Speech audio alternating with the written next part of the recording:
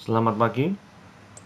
Renungan kita pada hari ini diambil dari Yohanes pasal yang ke-8 ayat kedua sampai yang ke-11. Mari kita baca bersama-sama. Pagi-pagi benar ia berada lagi di bait Allah, dan seluruh rakyat datang kepadanya. Ia duduk dan mengajar mereka. Maka ahli-ahli Taurat dan orang-orang Farisi membawa kepadanya seorang perempuan yang kedapatan berbuat zina. Mereka menempatkan perempuan itu di tengah-tengah lalu berkata kepada Yesus, "Rabi, perempuan ini tertangkap basah ketika ia sedang berbuat zina. Musa dalam hukum Taurat memerintahkan kita untuk melempari perempuan-perempuan yang demikian. Apakah pendapatmu tentang hal itu?" Mereka mengatakan itu untuk mencobai dia, supaya mereka memperoleh sesuatu untuk menyalahkannya. Tapi Yesus membungkuk lalu menulis dengan jarinya di tanah. Dan ketika mereka terus-menerus bertanya kepadanya, ia pun bangkit berdiri, lalu berkata kepada mereka, "Barang siapa di antara kamu tidak berdosa, hendaklah yang pertama melemparkan batu pada perempuan itu." Lalu ia membungkuk pula dan menulis di tanah. Tetapi setelah mereka mendengar perkataan itu, pergilah mereka seorang demi seorang, mulai dari yang tertua. Akhirnya tinggallah Yesus seorang diri dengan perempuan itu yang tetap di tempatnya.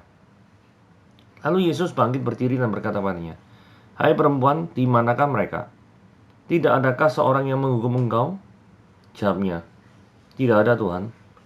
Lalu kata Yesus, "Aku pun tidak menghukum engkau. Pergilah dan jangan berbuat dosa lagi, mulai dari sekarang." Bacaan renungan harian kita pada hari ini seperti ini. Judulnya menerima semua orang. Diambil dari Yohanes pasal 8 ayat 11b, dikatakan, "Aku pun tidak menghukum engkau, pergilah dan mulailah sekarang, jangan berbuat dosa lagi." Dalam banyak budaya, para pelaku kejahatan cenderung dijauhi dan dikucilkan. Dalam budaya Yahudi misalnya, para pezina yang tertangkap basah harus dihukum mati dengan cara dirajam batu. Itulah yang harus dijalani perempuan di zaman Yesus yang tertangkap basah berbuat zina. Saat Yesus diperhadapkan dengan kasus perempuan yang kedapatan berzina itu, ia justru melakukan hal yang sebaliknya. Ia tidak menghukumnya, melainkan membelanya. Ia memanusiakan perempuan itu dengan memberinya kepercayaan, melanjutkan hidup sebagai orang yang lebih baik. Dituliskan bahwa ia bangkit berdiri dan berkata pada perempuan itu, "Hai ibu, di manakah mereka? Tidak ada seorang pun yang menghukum engkau?" Jawabnya, "Tidak ada, Tuhan." Lalu kata Yesus, "Aku pun tidak menghukum engkau. Pergilah dan mulai sekarang jangan berbuat dosa lagi." Ayat 10b sampai 11. Yesus tahu perempuan itu berdosa. Namun Yesus paham bahwa yang dibutuhkan perempuan ini bukanlah ancaman, penghakiman atau penghukuman, melainkan penerimaan, pengampunan, kepercayaan, dan kesempatan untuk hidup lebih baik. Penerimaan Yesus yang menumbuhkan semangat dan rasa percaya diri perempuan ini harusnya menjadi bagian dari hidup kita. Hidup yang menghargai dan menerima keberadaan orang-orang di sekitar kita, termasuk mereka yang dianggap pendosa, agar mereka yang terperangkap dengan citra diri yang negatif bisa mengalami pemulihan, menolong mereka menjadi pribadi yang menerima diri sendiri dan orang lain, sehingga masa depan mereka yang tadinya gelap berubah menjadi terang dengan semangat dan harapan yang baru. Yesus pribadi yang mau menerima dan memahami kita orang berdosa, maka kita pun harus menerima siapapun. Mari kita melakukan eksposisi Yohanes pasal 8 ayat 2 sampai ke ayat yang ke-11 ini. Ayat 2 dikatakan, "Pagi-pagi benar ia berada di dalam bait Allah, seluruh rakyat datang kepadanya." Jadi ini pagi-pagi benar, jadi di bait Allah Yesus mau mengajar gitu ya, ceritanya seperti itu. Kan kalimat keduanya menjelaskan dia duduk dan mengajar mereka. Nah, enak-enak ngajar, ada ahli-ahli Taurat dan orang Farisi yang cari perkara nih ya. Jadi bawa kepadanya seorang perempuan yang kedapatan berbuat zina. Nah, biasanya kalau ada seorang perempuan yang berbuat zina atau peristiwa berzina, itu yang dibawa itu ada dua ya. Jadi laki-laki sama perempuannya. Tapi yang diceritakan di sini itu adalah cuma satu. Jadi indikasinya ini adalah jebakan atau akal-akalan daripada ahli Taurat dan orang Farisi saja. Kenapa kalau demikian? Karena mereka ingin menjatuhkan Yesus Kristus. Jadi cara mainnya tuh kira-kira begini. Mereka punya seorang laki-laki yang dijadikan umpan supaya ada perzinahan terjadi. Dan ketika perzinahan terjadi ada saksi mata, maka lakinya lari, yang dilaporkan tinggal, yang ditangkap hanya wanita saja.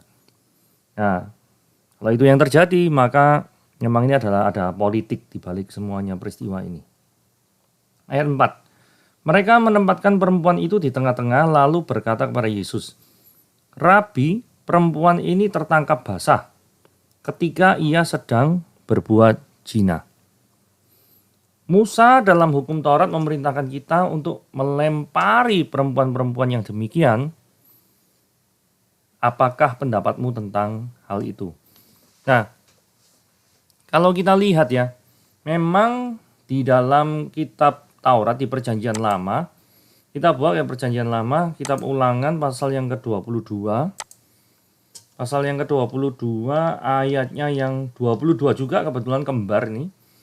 Dikatakan gini ya, apabila seorang kedapatan tidur dengan seorang perempuan yang bersuami, maka haruslah keduanya dibunuh mati. Jadi ini jelas ya, laki-laki yang telah tidur dengan perempuan itu dan perempuan itu juga. Jadi yang harus dihukum mati itu ada dua sebenarnya. Nah, di sini tidak jelas dihukum mati dengan cara apa. Ayat 24 menjelaskan. Maka haruslah keduanya itu kamu bawa keluar pintu gerbang kota dan kamu lempari dengan batu, stoning, sehingga mati gadis itu dan laki-laki itu. Jadi dua-duanya harus dilempari dengan batu. Nah, untuk masalah stoning ini ada filmnya gitu ya. Judulnya The Stoning of Soraya. Jadi ceritanya adalah ada seorang perempuan yang dituduh berzina di Iran gitu ya. Nah, nanti link-linkan daripada film ini kan sudah ada di YouTube, akan saya berikan di description box. Ini kisah dalam dunia modern ya. Jadi bukan zamannya Musa, enggak nih. Ini abad 21 nih ceritanya ya. Jadi bisa dilihat gitu ya. Nanti saya akan taruh di description box gitu ya. Semoga bisa tahu The Stoning of Soraya. Oke, kita lanjut. Kita kembali ke Perjanjian Baru, yaitu di Yohanes pasal yang ke-8 tadi ya. Itu masalah stoning. Jadi kita sudah buktikan memang benar ada di Ulangan 22. Kemudian mereka, ayat 6 dikatakan ya, mereka mengatakan hal itu untuk mencobai dia. Ini jelas sekali ya. Tujuannya itu adalah untuk mencobai Yesus Kristus, supaya memperoleh sesuatu untuk menyalahkannya. Nah, maksudnya apa? Maksudnya gini ya. Kalau misalkan, kan mereka tanya tuh, ini kayak gini, ini enaknya dilempari batu apa enggak nih? Kalau Yesus ngomong, ya wis lempari. Maka yang terjadi, image Yesus sebagai sahabat orang yang berdosa jadi hilang. Nah, yang kemudian kemungkinan kedua yang mereka perkirakan adalah Yesus tidak mau menghukum orang atau perempuan itu. Nah, kalau tidak mau menghukum, nanti tabrakan sama hukumnya Musa. Nah, jadi dua hal ini memang sengaja dibentrokkan oleh mereka supaya mau pilih manapun itu salah, gitu ya. Mau pilih manapun itu salah. Itu rencana mereka. Nah, yang menarik ayat 6b ya. Tetapi ini ayat 6b ya. Tetapi Yesus membungkuk lalu menulis dengan jarinya di tanah. Ini tidak dijelaskan memang ya. Nulis apa gitu ya. Nah, mungkin nulis hukum Taurat. Nah, kenapa kok nulis hukum Taurat? Mungkin jangan membunuh, jangan berzina dan lain sebagainya. Karena apa? Karena orang-orang ahli Taurat dan Farisi ini mempermasalahkan daripada perzinahan perempuan, tetapi masalah pembunuhan tidak dipermasalahkan. Contohnya apa? Contohnya gini ya. Mari kita lihat ya. Maksud dari perkataan saya itu seperti ini. Saudara kalau lihat Yohanes pasal 5 ya. Yohanes pasal 5 ayat yang ke-18. Nah, ini dikatakan ya. Orang-orang Yahudi lebih berusaha lagi untuk membunuhnya. Ya, orang Farisi sama ahli Taurat kan orang Yahudi. Toh. Bukan saja karena ia meniadakan Sabat, tapi karena ia mengatakan bahwa Allah adalah Bapaknya sendiri. Dan dengan demikian, ini penting ya, alasan kenapa mau dibunuh, menyamakan dirinya dengan Allah. Ya, jadi ini orang Yahudi mau membunuh. Ini pasal 5 loh. Jadi sebelumnya sudah mau bunuh, tapi kok mereka tidak merasa bersalah gitu ya. Kemudian Yohanes pasal yang ke-7. Yohanes pasal yang ke-7 ayat yang ke-19 dikatakan, bukankah Musa telah memberikan hukum Taurat kepadamu? Namun tidak seorang pun di antara kamu yang melakukan hukum Taurat itu. Mengapa kamu berusaha membunuh aku? Karena logikanya kalau melakukan hukum Taurat ya tidak mungkin membunuh kan gitu. Nah, jadi kemungkinan tulisan-tulisan ini yang ayat 6b tadi itu ya, itu menulis tentang hal-hal seperti itu. Tapi kan tidak dapat respon ya dari orang-orang ahli Farisi dan ahli Taurat itu. Dan ketika mereka terus-menerus bertanya kepadanya, ia pun bangkit berdiri lalu berkata kepada mereka. Jadi tidak gubris ya tulisannya nih ya. Terus Yesus ngomong, barang siapa di antara kamu tidak berdosa, hendaklah ia yang pertama melempar batu pada perempuan itu. Lah, kata tidak berdosa, kata dosa ini, ada penafsir yang mengatakan ini merujuk pada makna sempit daripada dosa dalam konteks ini yaitu perzinahan. Jadi, seolah-olah Yesus ngomong, yang tidak pernah berzina, ayo lempar batu pada perempuan ini. Terus, ia pembungkuk pula nulis kedua kalinya ya. Jadi tulisan pertama ayat 6, ayat 8 kedua kalinya. Yang ditulis apa? Karena gini ya, yang ditulis ini dan yang dikatakan, itu bisa membuat, ayat 9 ngomong ya, setelah mereka mendengar perkataan itu, pergilah mereka satu demi satu, seorang demi seorang, mulai dari yang tertua. Jadi apa yang dikatakan dengan apa yang ditulis, ini bisa membuat orang tuh mundur satu-satu.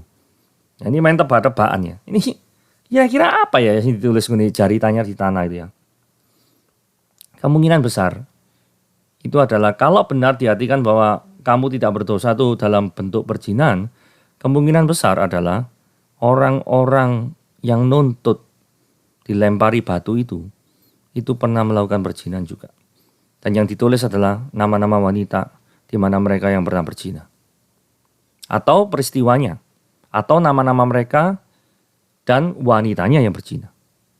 Kemungkinan pertama seperti itu. Kemungkinan kedua, Yesus tahu daripada konspirasi mereka. Yaitu mereka yang nyuruh seorang pria tadi untuk tidur bersama wanita itu.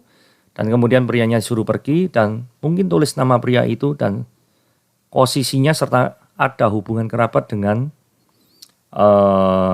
ahli-ahli Taurat dan orang Farisi. Kemungkinan seperti itu.